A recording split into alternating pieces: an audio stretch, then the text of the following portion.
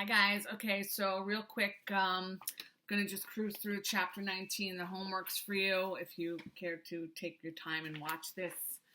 From the beginning of the chapter, I mean, obviously we have the Great War. We have a lot going on with Wilson. Later on, we have Hoover. We have us going into the war, what prompted the war. We have the attack in Mexico. Okay, if you want to kind of remember those names of the guys, it's Diaz, Madero, Huerta, Carranza, and then Pancho Villa at the end. Be sure to know the Central Powers and the Allies. Let's see. The Web of War on page 415.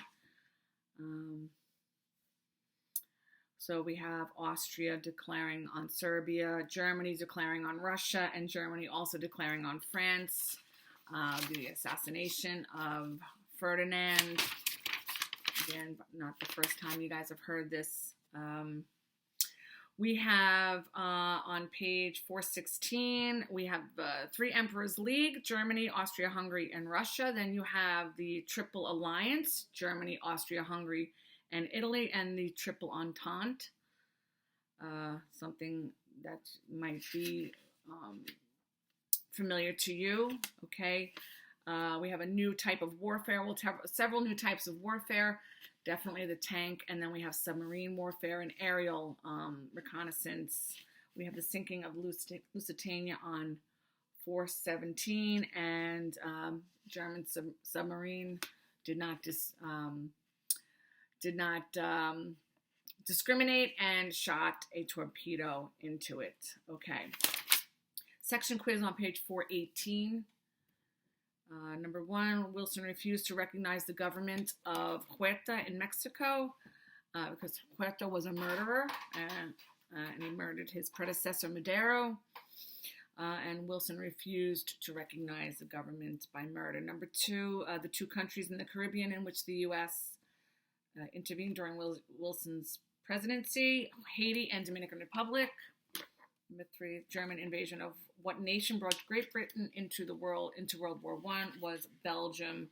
Number 4, the sinking of the Sussex, okay, is what caused Wilson to declare further attacks on passenger vessels would break U.S. diplomatic relations with Germany. Okay,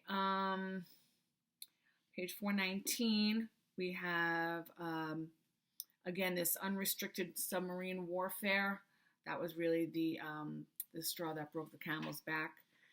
The Zimmermann telegram. Basically, Germany tries to persuade Mexico and get them on their side.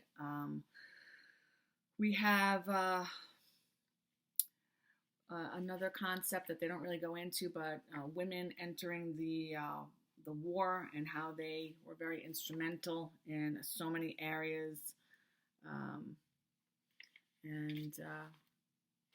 Not only in serving the wounded or serving, but on the sidelines. We have this gas mask factory now in full bloom, which was a new industry for us to really be engaging in. Okay, Selective Service Act, of course, enforcing the draft, page 419. You have Herbert Hoover, Hooverization, Food Administration. You have the new term doughboy. There's a couple of reasons why they said that the term doughboy comes from, but one said it could be from the large round silver buttons that the Civil War infantry wore on their uniforms. Look like little doughboys. Okay, anyway, the Schenck versus United States. Okay, Schenck said the draft violated the 13th Amendment, involuntary servitude.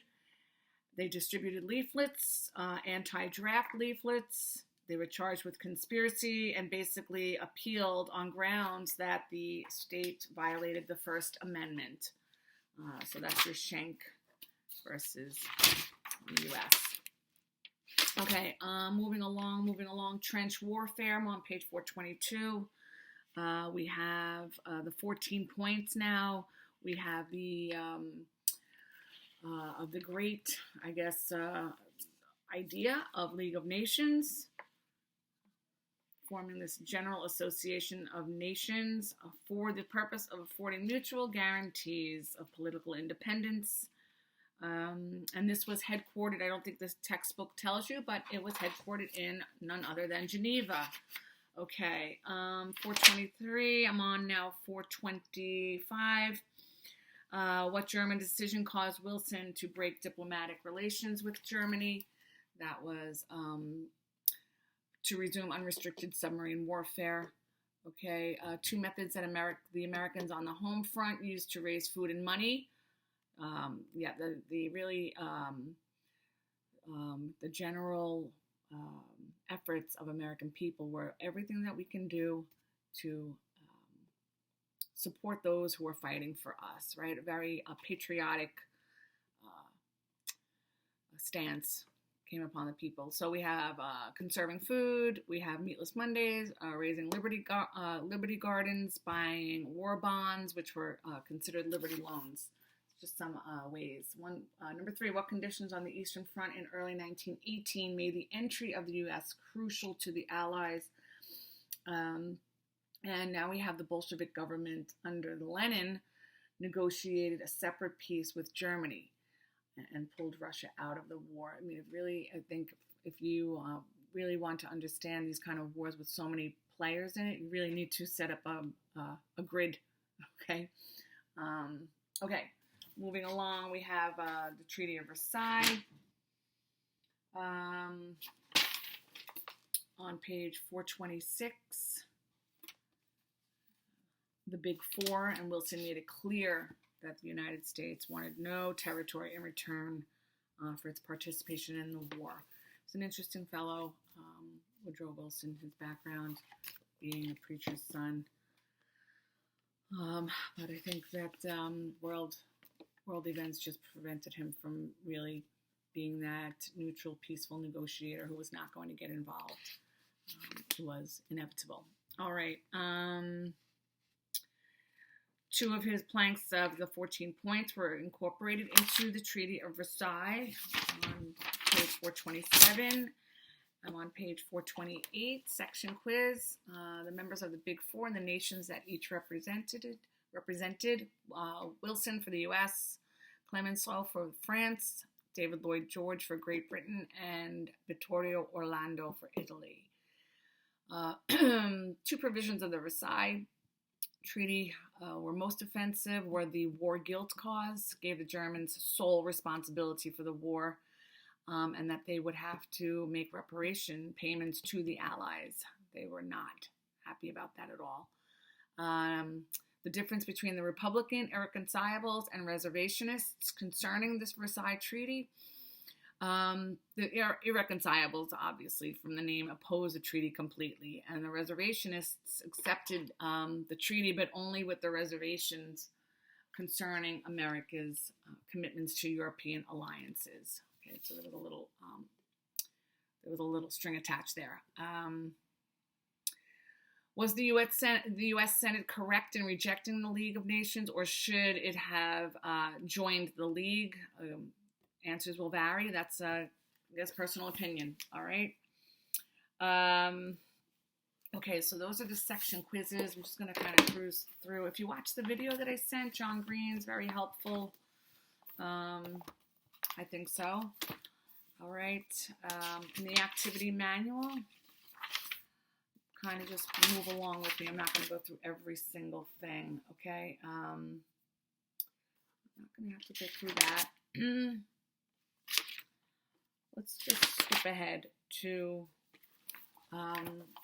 page 93, activity manual. 4 main federal agencies. We have, again, Food Administration, Fuel Administration, Railroad Administration, and the War Industries Board. Okay. Number 2, 2 formal assaults were made on personal freedoms, the Selective Service Act and Espionage and Sedition Acts. Number 3, again, the Espionage and Sedition Acts. Number 4, 2 actions that the government took to fund the war were raised taxes dramatically and sold Liberty bonds.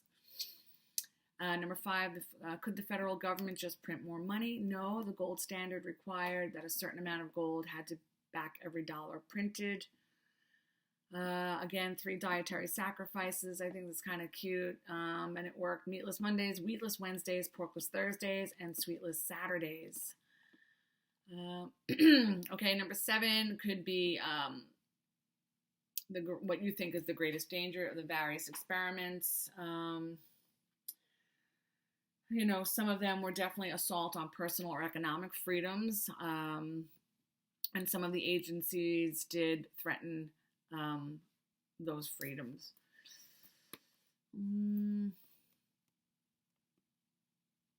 And then we have to be cautious again of such a massive government interference in the economy,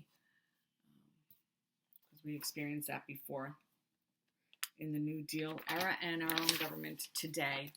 Okay, I didn't give you page 94 in the activity manual. Let's just cruise through page 95.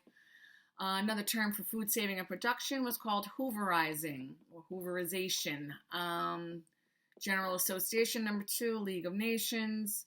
Number 3, General John Pershing. He was a general who was sent to capture Pancho Villa and later led American troops into World War I. Number 4, who were the hyphenates? Number 5, Woodrow Wilson, Clemenceau, Orlando, and Lloyd George. Number 6, when did America declare war on Germany in World War I? Important date, okay? Number 7, Lusitania. Number 8 was the Sussex Pledge. Number 9, what was the Selective Service Act? Number 10, it is nothing after he was attacked. Number 11, Kaiser Wilhelm II is the leader of German people during World War I. Unofficial anthem, if you don't know it, it's kind of cute. It was called What Was Over There. I even knew that growing up as a little kid. All right, number 13 was the Argonne Offensive. Number 14, Pancho Villa. Right? He led the Mexican Bandit Army in a raid into New Mexico, killing several Americans and burning part of the town. Not a good deal for him. Okay, number 15, what was unrestricted submarine warfare? Okay, page 96. Number 16, what sparked World War I? Usually it's said that it was the outcome of the murder of Archduke Franz Ferdinand and his wife. November 11th, 1918 is the date of the armistice that ended the fighting in World War I. The message that the British intercepted, again, the Zimmerman telegram, Ace of Aces, Eddie Rickenbacker.